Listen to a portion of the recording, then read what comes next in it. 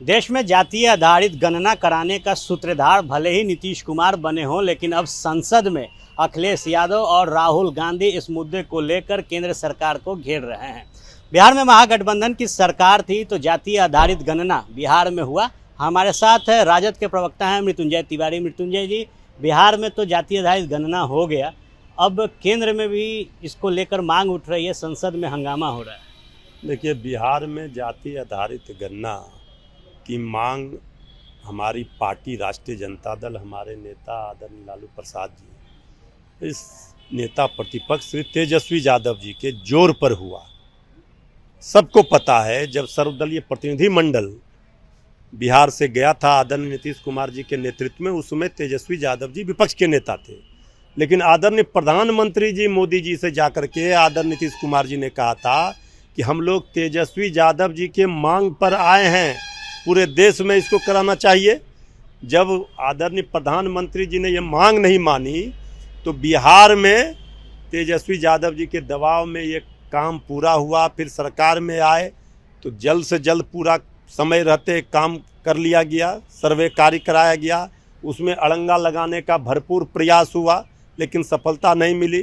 तेजस्वी यादव जी लगातार कह रहे थे कि 9वीं सूची में इसको डालिए, वो नहीं मांग पूरी हुई। इसके बाद जो हुआ, रोक लग गई।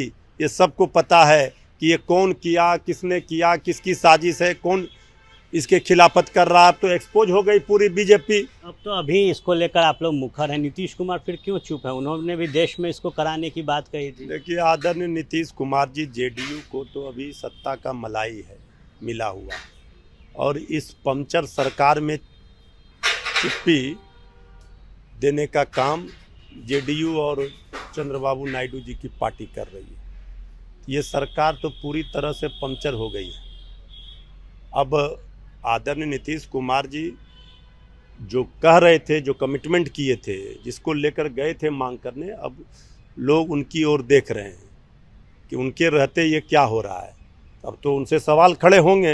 आप लोग चाहते हैं नीतीश जेडीयू भी सदन के अंदर आप लोग के साथ खड़ी हो? नहीं, हमारे साथ का सवाल नहीं है। जो कमिटमेंट किया था, जो पूरा करवाया तेजस्वी यादव जी ने सरकार में रहते हुए, अब जैसे ही वो बीजेपी के साथ गए, अब कैसे बोलेंगे?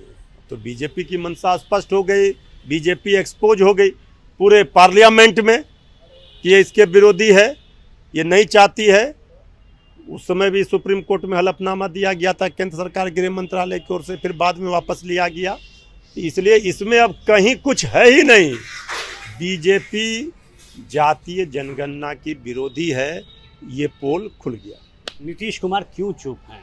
आदरणीय नीतीश कुमार जी के पास तो दूसरा कोई विकल्प है नहीं। सत्ता में बने रहना है, साथ रहना है, तो बीजेपी के हाँ में हाँ मिलाना है। क्या कर सकते हैं?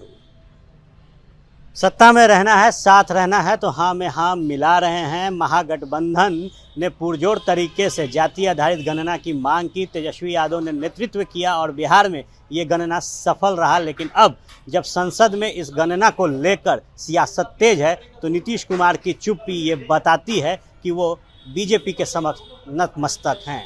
आर्यन आनंद, एबीपी न्यूज़, पटना।